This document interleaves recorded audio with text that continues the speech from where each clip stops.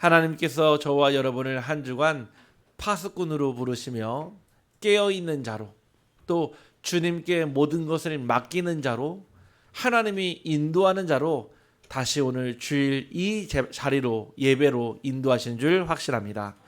그래서 우리가 할 것은 깨어있으면 됩니다. 깨어있는 자에게는 불가능이 없습니다. 영적으로 깨어있지 못하면 우리는 육의 눈으로만 세상을 바라봐야 하며 육의 눈으로만 세상을 살아가야 합니다. 그래서 이 시간 저와 여러분이 육신의 눈이 닫혀지는 시간이요, 하나님이 주시는 영적인 눈이 열리는 시간 되기를 주님의 이름으로 축복합니다. 오늘 말씀의 제목은 이 시대에 가장 꼭 필요한 영적 의사라는 말씀을 나누길 원합니다. 의사가 있음으로 말미암아 우리가 혹 아프거나 병들거나 고침이 필요할 때 의사를 찾아갑니다. 그 의사를 찾아가는 모든 환자의 마음은 간절한 마음이요, 또 그 의사를 찾아가는 그 모든 마음은 낫기를 원하는 마음으로 찾아갑니다. 오늘 이 시간 우리 인생의 영원한 의사 되시는 예수 그리스도를 만나는 시간이요, 우리 역시도 이 세상에 영적 의사가 되어서 세상을 치유하며 하나님 떠난 시대를 치유하는 영적 의사의 사명을 감당하길 주님의 이름으로 축복합니다. 그러려면 먼저 이 시대가 진단이 되어야 합니다. 마치 여러분들이 병원에 가면은 엑스레이를 찍고 피 검사도 하고 MRI, CT를 찍어서 정확한 발병 부위를 찾고 또 병의 원인을 찾아서 그 병을 치유받는 것처럼 이 시대가 영적으로 진단되지 않으면 다른 누군가는 그럽니다. 아니, 지금도 행복하고 살아가기에 부족함이 없는데 왜 세상이 병들어 있죠? 그 말에 대한 답을 모르게 됩니다. 오늘 우리는 이 시대에서 분명히 영적으로 진단을 해야 합니다. 지금 우리는 어떤 시대를 살아가고 있습니까? 바로 4차 기술 산업 시대를 지나 5차 산업 시대로, AI 시대를 지나 이제는 로봇과 함께 공존하며 공생하는 시대가 도래했습니다. 각 자동차 회사마다 다 자율주행 시스템을 만들어서 이제는 사람이 손을 놓고 운전하는 게 문제가 아니라 사람 없이도 운전이 가능한 시대를 열었습니다. 뿐만 아니라 과학과 기술과 의학과 산업은요, 점점 더 발전해지는데 왜 세상은 자살과 정신병과 중독의 문제는 해결할 수 없을까요? 그래서 저는 이 시대를 병든 시대라 표현하고 싶습니다. 병들어 있기 때문에 병들어 있는 사람은 내가 왜 이 병이 걸렸는지 모른다면 그것이 더 큰 병을 키우게 됩니다. 제가 아무리 생각을 해봐도 사람의 생각으로 이해하려고 해도 이해되지 않는 부분이 바로 영적인 부분입니다. 지난주에 안동에서 좀 어려운 사건이 생겼습니다. 딸을 너무나 사랑하는 엄마와 아빠가 이 딸의 인생의 성공을 위해서 학교에서 선생님과 교직원과 함께 시험지를 유출을 해서 전교 1등을 만들었거든요. 그런데 꼬리가 길면 밟히기 때문에 결국 밟혔고, 결국 엄마와 교직원과 또 선생님은 함께 구속이 되었고, 딸은 피의자의 신분으로 지금 현재 수사를 받고 있습니다.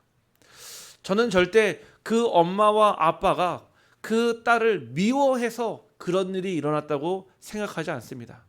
사랑을 하는데 너무 사랑하다 보니까 범법, 불법, 편법을 넘어서요, 결국 그 기준과 상식이 무너져 버리겠죠.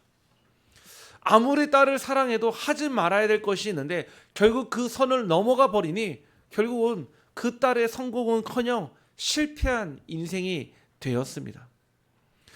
이처럼 우리의 생각으로, 사람의 기준으로 세상을 다 알 수가 없습니다. 그래서 영적인 부분은 영적인 진단으로, 또 육신적인 부분도 영적인 배경으로 이해를 해야 하는 것입니다. 사람은 영과 혼과 육으로 이루어져 있습니다. 우리는 육으로만 사는 존재가 아닙니다. 마태복음 4장 4절 말씀에 사람이 떡으로만 살 것이 아니요 하나님의 입에서 나오는 모든 말씀으로 사는 줄을 내가 알게 하려 하심이라 라고 예수님이 직접 사단에게, 마귀에게, 시험하는 자에게 주신 말씀입니다. 우리는 떡으로만 사는 개나 고양이와 같은 동물이 아닙니다. 하나님은 우리를 창세기 1장 27절에 하나님의 형상으로 만드시고 하나님이 그 코에 하나님의 생기를 불어넣었습니다. 그 생기가 하나님의 말씀이요 하나님이 우리에게 주시는 영혼입니다. 그래서 인간은 영적인 존재이기 때문에 항상요 가르쳐주지 않아도요 절대자를 찾고요 알려주지 않아도요 저 산에 올라가면서 첨탑을 쌓는 이유는요 인간에게 하나님을 찾는 본능이 남아있기 때문에 그렇습니다. 그거를 영적 본능이라 합니다.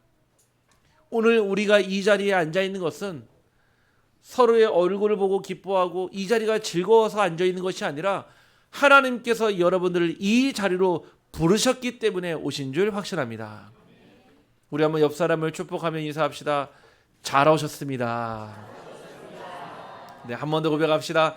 하나님께서 당신을 부르셨습니다. 아멘. 아니 초청받지 못한 결혼식에 여러분들은 갈 수 있겠습니까? 못 갑니다. 아무리 얼굴이 두꺼워도 초청받지 못한 잔치에 갈 수 있는 사람은 없습니다. 오늘 하나님께서 주일 예배라고 하는 이 잔칫날에 여러분들을 생명 초청자로 부르시고 생명 전달자로 부르시고 마음껏 예배의 기쁨과 감사함과 평안함을 누리기를 주님의 이름으로 축복합니다. 그래서 영적인 존재에게는 반드시 떡을 넘어 하나님의 말씀으로 살아가야 합니다. 말씀은 우리의 삶의 길의 빛이요 등이기 때문에 그 말씀의 생의 양식을 가지고 살아갈 때 우리 안에 채워지는 만족감과 우리 안에 채워지는 충만함은 세상의 그 어떤 것과 비할 수 없는 하나님의 은혜입니다.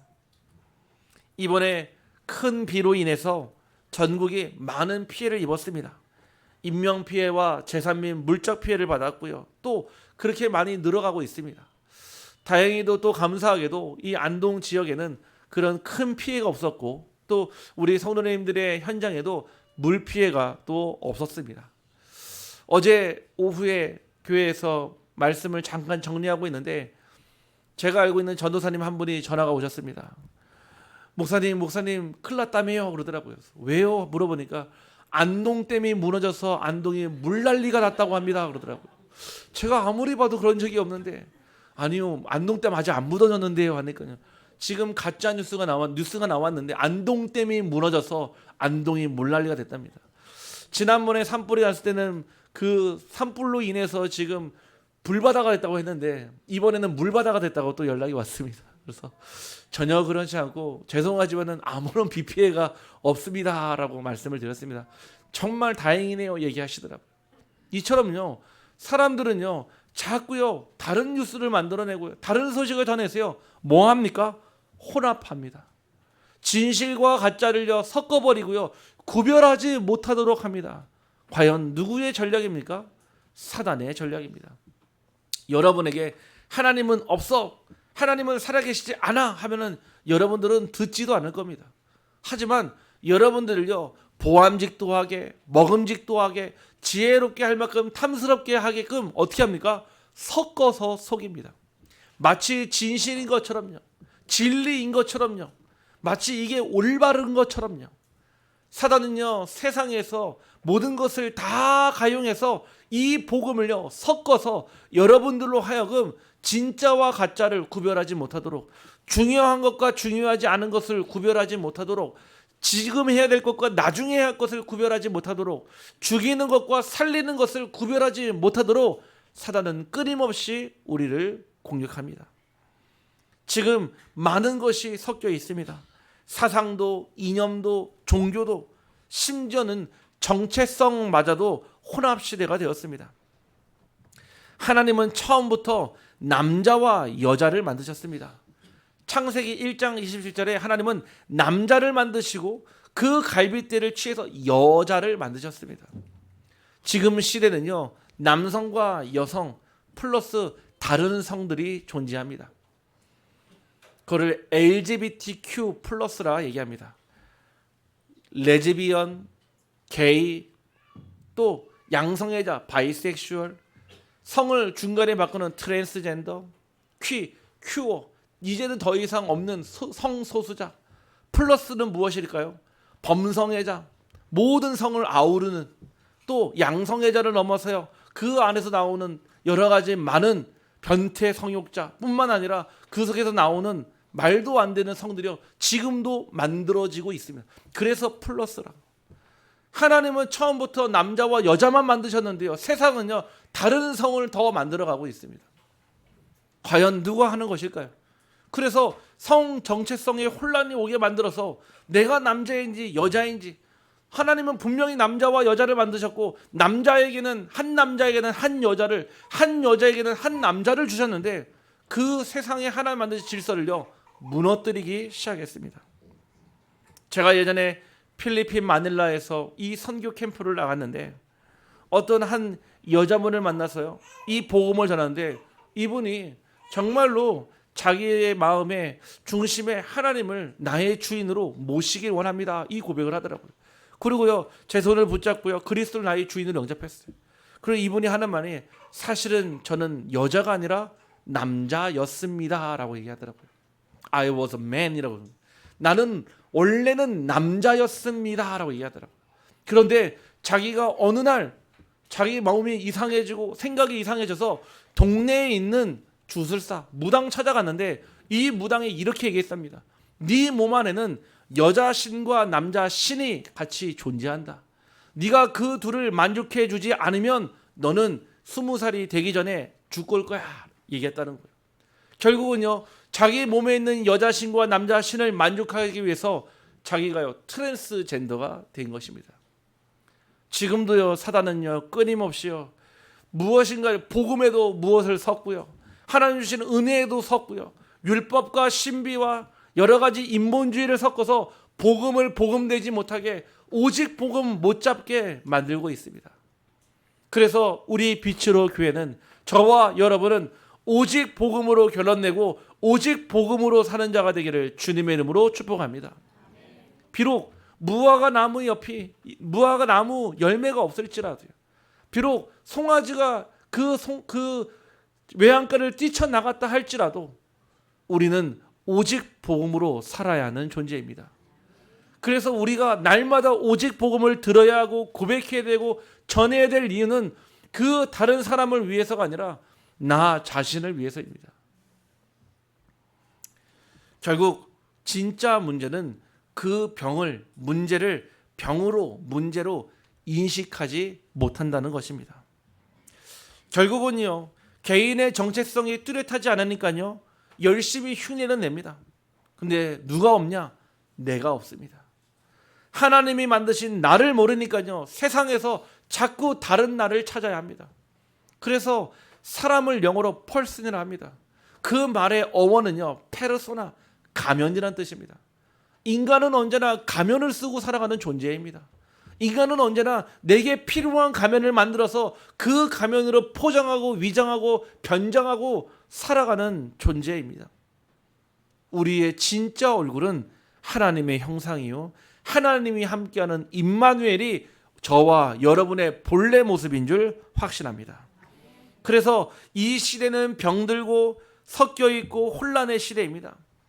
영혼을 살리는 의사, 즉 그리스도의 복음을 가진 자가 절실하게 필요한 때입니다. 예수님께서 이처럼 병든 시대에 오늘 한 사람을 찾아왔습니다. 그가 바로 마태라고 하는 제자였습니다.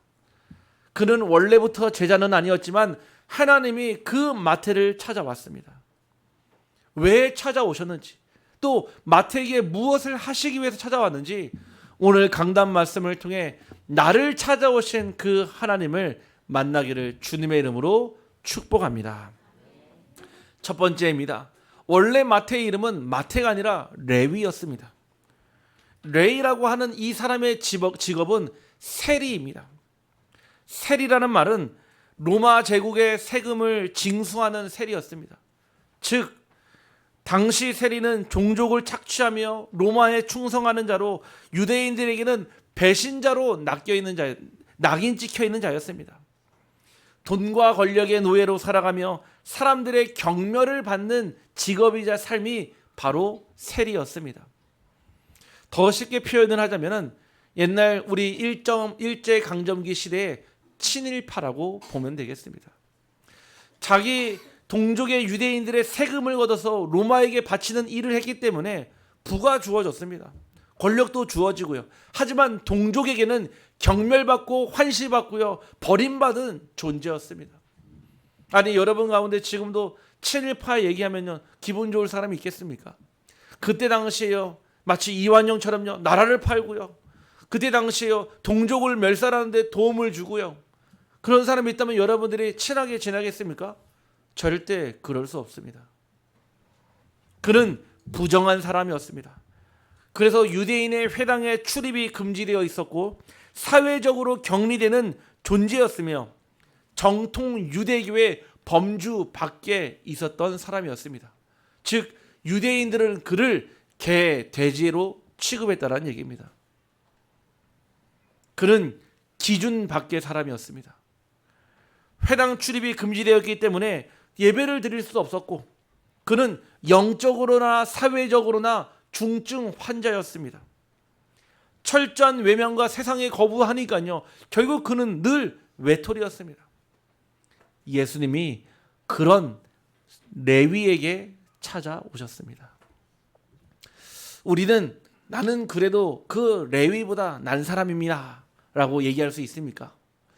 그는요 그때 당시 신분적으로 버림받은 사람이었지만은 우리도 우리 자신을 봤을 때 감히 하나님이 우리에게 찾아올 수 있는, 우리에게는 그 어떤 조건도 신분도 없었습니다. 그런데 예수님은 그 가운데 친일파와 갔었던 그 레위에게 찾아오셔서 딱 한마디 하셨습니다. 오늘 27절 말씀에 나를 따르라 하시니, 하나님께서는 저와 여러분의 인생 가운데에 오셔서 여러 가지 많은 말들을 하신 것이 아니라 나를 따라오너라 말씀하셨습니다. 오늘 저와 여러분이 그 어떤 부정한 자 같아도, 그 어떤 정결한 자 같지 못해도, 그 어떤 상황 속에서도 하나님이 저와 여러분을 하나님의 자녀로 그리스도의 제자로 부르신 줄 확신합니다. 모든 것을 버리고 따랐다고 누가복음 5장 28절에 나왔습니다. 결국 레위 인생의 전환점이었으며 그의 즉시 순종할 때 모든 것을 버리고 예수 그리스도를 따를 수 있었습니다. 아직 우리가 떠나지 못한 것이 있다면, 버리지 못한 것이 있다면 이 시간 우리는 그 레위처럼 우리의 상황이 그런 상황일지라도 오직 복음만 따라가는 증인 되기를 주님의 이름으로 축복합니다. 그래서 유대인들과 바리새인들과 서기관들이 봤을 때는 그는 율법의 죄인이었습니다. 그를 영적 죄인으로 본 것이 아니라 육신의 율법으로 죄인으로, 나를 힘들게 했고 어렵게 했고 당신의 행동이 나쁘고 당신은 잘못한 일을 했고 세상의 기준으로 그 레위를 바라봤습니다. 그렇기 때문에 함께할 수 없는 겁니다. 우리도 복음을 가졌다고 하지만은 우리는 조금 의롭지 못하거나 바르지 못한 행동을 보면서 우리는 같이 욕하거나 같이 비난하거나 같이 힐난하거나 같이 조롱합니다. 저도 처음에는 그 축에 섰습니다. 비난하는 것을 좋아했고 평가하는 것을 좋아했고 다른 사람의 흠을 뒤집어내는 것이 좋다라고 올바르다고 생각했습니다. 하지만 이 복음을 깨달으면 깨달을수록 제 눈에 들보가 더 커 보입니다. 우리는 그 누구도 잘했다 잘못했다 얘기할 수 있는 권한이 없습니다. 그 얘기는 우리가 마음껏 방종하면서 그냥 마음대로 살자 이 뜻이 아니라 하나님이 우리에게 이 땅에 주신 이 복음은 차별이 없는 복음이요, 이 복음은 누구나 필요한 복음인 줄 확신합니다. 그래서 저는 이 복음을 깨닫고 나서 그때부터는 사람을 겉에 보이는 모습으로 평가하거나 판단하거나 정죄하지 않기로 결단을 내렸습니다. 문득 순간순간 그런 생각이 찾아오지만 그 생각과 영적 싸움을 합니다. 우리 사랑하는 우리 성도님들, 우리가 어떻게 이 지역 안동을 살리고 경북부를 살리고 이 나라와 237 5천 종족을 살립니까? 우리가 살릴 수 있는 방법은 우리의 기준을 내려놓고 나를 내려놓고 오직 하나님의 말씀에 즉시 따라갔던 마태와 레위처럼 하나님 말씀에 순종하는 자들이 되기를 주님의 이름으로 축복합니다. 율법 아래에 있고 정죄와 심판 아래에 있었기 때문에 자기 행위에 근거하며 그 죽음의 자리에 있을 수밖에 없었습니다. 예수님은 율법의 의인을 부르러 온 것이 아니라 율법의 죄인을 부르러 오셨습니다. 즉 건강한 자는 율법의 의인이며 병든 자는 율법의 죄인을 뜻합니다. 우리를 복음의 의인으로 부르셨습니다. 그리스도 안에 있는 자는 의롭다 하심을 받은 그 믿음에 근거하여 생명의 자리에, 지금 이 예배의 자리에 저와 여러분이 앉아 있습니다. 우리는 알지 않습니까? 다른 사람은 몰라도 나는 알잖아요. 내가 어디에 있다가 이 자리에 앉아 있는지요. 다른 사람은 몰라도요, 내가 어떤 상태에 있다가 이 자리에 왔는지 저와 여러분은 아시잖아요. 그러면 우리가 이 자리까지 와서 포장하고 위장하고 가장하고 변장해야 되겠습니까? 아닙니다. 하나님은 여러분들이요, 있는 모습 그대로, 아프면 아픈 대로, 없으면 없는 대로, 주어지면 주어진 대로 하나님께 엎드려 따라가기를 주님의 이름으로 축복합니다. 그래서 율법 앞에 의인은 없으며 복음 앞에 죄인은 없는 것입니다. 우리 한번 옆 사람을 축복하며 고백합시다. 율법 앞에 의인은 없습니다. 복음 앞에 죄인도 없습니다. 저는 이 말씀을 딱 붙잡았습니다. 그렇지, 율법 앞에 의인은 없습니다. 저와 여러분 조금 더 잘한다고 해서 우리가 의인입니까?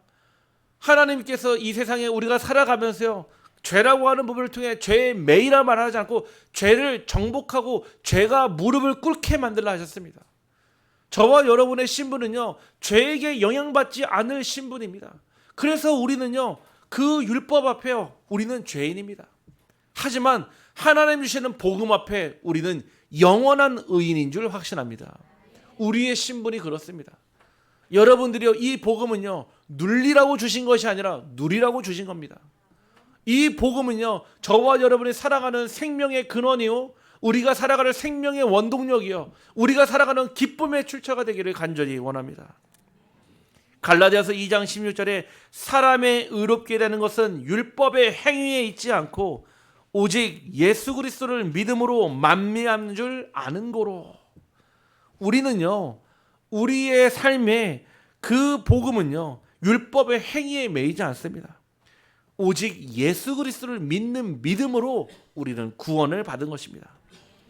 결국 이 복음의 의인으로 부르신 세리 마태는요, 예수님의 전도 대상자였으며 예수님의 생명 초청자였습니다. 함께 죄를 짓고 마음대로 살던 세리들과 그 죄수들을 불러가지고, 죄인들을 불러서 무엇했죠? 바로 생명 초청자가 생명 전달자의 응답을 누리게 된 것입니다. 그것을 전도라고 합니다. 오늘 저와 여러분이 이 자리에 앉아 있는 것이 그냥 우연으로 내 힘으로 앉아 있습니까? 아닙니다.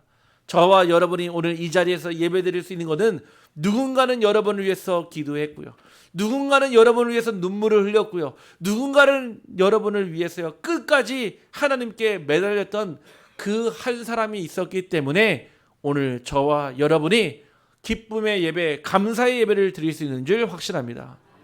그러면 우리도 그렇게 생명을 초청받았다면 나도 신앙의 양심을 가지고 구원의 기쁨을 가지고 다른 누군가를 또 이 복음을 전해야 되는 것입니다. 어제 우리 사랑하는 우리 남이 전도의 우리 회원분들과 함께 예배를 드렸습니다. 분명 예배의 시작은 7시 반이었는데 다 끝나고 나니 10시였습니다.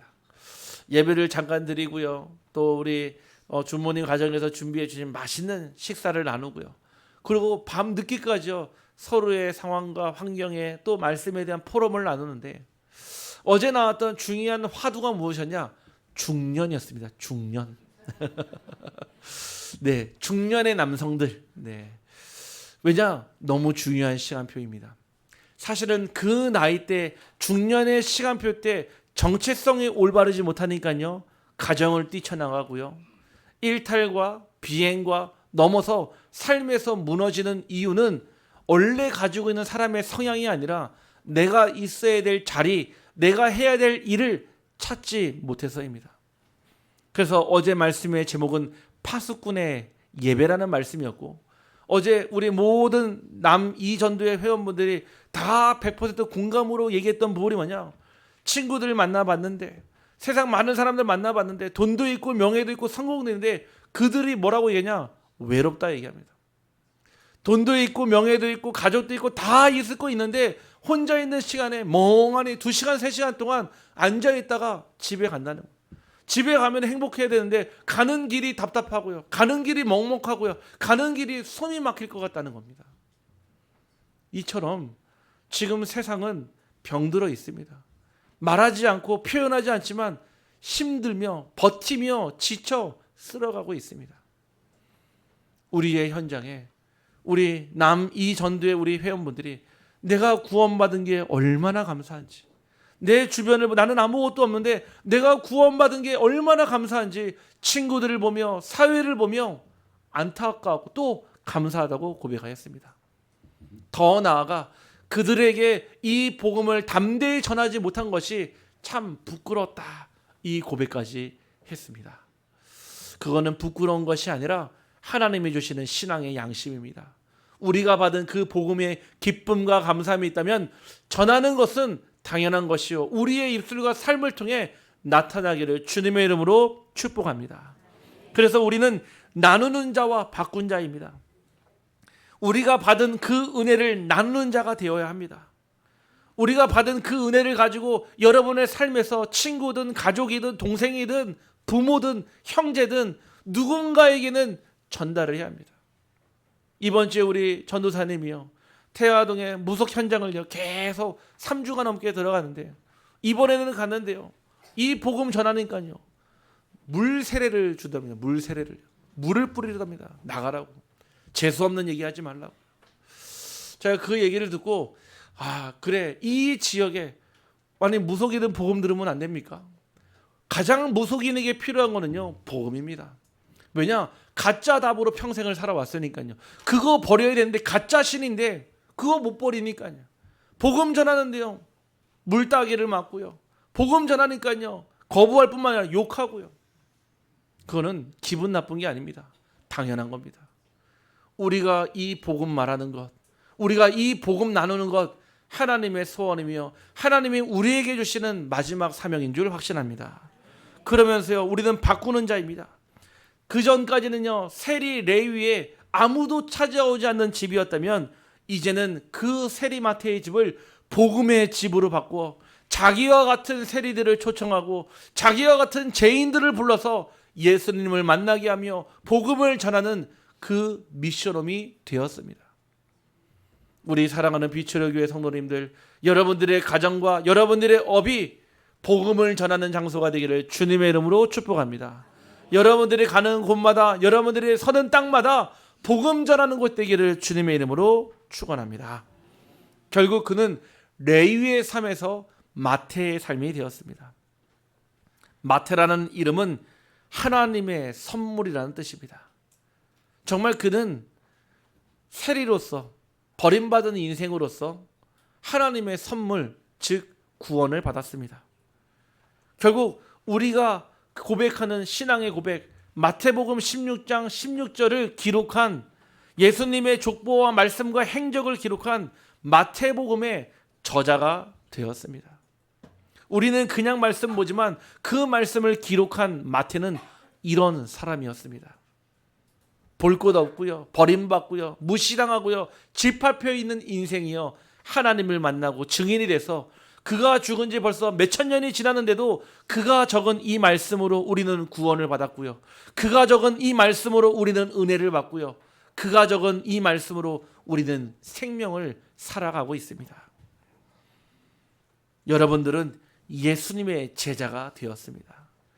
우리는 다 같은 예수님의 제자입니다. 육신으로 온 예수님의 제자를 넘어 우리는 성령을 받은 예수 그리스도의 제자가 되었습니다.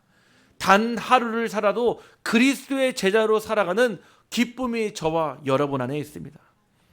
그러면서 우리는 생명 전달자가 되었습니다. 우리는 생명 초청자로 이 자리에 왔지만 하나님은 저와 여러분을 통해 다시 이 생명을 전달하는 자가 되기를 소원합니다. 그들은 무엇을 받습니까? 고린도후서 4장 18절에 우리가 주목하는 것은 보이는 것이 아니요 보이지 않는 것이니 보이는 것은 잠깐이요 보이지 않는 것은 영원함이라. 우리는 보이는 것을 넘어 보이지 않는 것을 보기를 주님의 이름으로 축복합니다. 그래서 저와 여러분은 영적인 의사입니다. 저와 여러분에게 의사 면허증이 없지만 하나님은 저와 여러분이 구원이라고 하는 영적 의사의 신분을 주셨습니다. 의사에게는 살려야 되는 사명이 있습니다. 아니 병원에 의사가요, 깡패가 왔다 해서요 진료를 거부하고요, 돈 없는 사람이 왔다고 그 진료를 거부한다면 그는 의사 될 자격이 없습니다. 의사는요, 그 사람이 깡패든 그 사람이 거지든 그 사람이 왕이든 그 어떤 신분과 상관없이요 병을 고쳐야 되는 의무와 사명이 있습니다. 저와 여러분에게 하나님은 영적 의사의 사명을 맡기셨습니다. 대상이 누구든 우리는 상관이 없습니다. 이번 주에 기도하고 있는 만남이 있습니다. 세상에서 큰 이슈가 되어서 말 그대로 세리 마테아와 같은 사람의 소식을 들었습니다. 멀리 사는 것도 아니고 용상동에 살고 있습니다. 그 소식을 접했을 때 그 사람들이 와서 그 앞에 몰려와서 거부하고 떠나라고 소리치고요. 지금 그분이 운둔형 생활을 하고 있는 것 같습니다. 어제도 잠시 다녀왔는데요. 제 마음에 이번 주에 저분이 혹시 세리마테라면, 세리레이라면 저분에게 생명의 복음, 오직의 복음을 전달하면 좋겠다. 그 마음을 품고 기도하고 있습니다. 여러분들 주변에 여러분들이 영적 의사가 맞다면 정말 그 가운데 많은 사람 말고 버림받은 자, 많은 사람 말고 거부당하는 자, 기준 밖에 있는 사람을 찾아 생명의 복음을 전달하는 영적 의사가 되기를 주님의 이름으로 축복합니다. 복음에 순종하는 응답, 복음은 나를 하나님 떠난 죄인이라 진단하고 그리스도 안에서 의인으로 새롭게 하십니다. 우리도 마태처럼 치유받은 환자가 되어 영혼을 살리는 영적 의사로 쓰임받은 인생이 진짜 복음의 응답입니다. 그래서 결론으로 예수님은 우리에게 나를 따르라 하셨습니다. 우리 한번 옆 사람을 축복하며 고백합시다. 예수님을 따라갑시다. 한 번 더 고백합시다. 그리스도를 따라갑시다. 우리가 그리스도를 따라가야 합니다.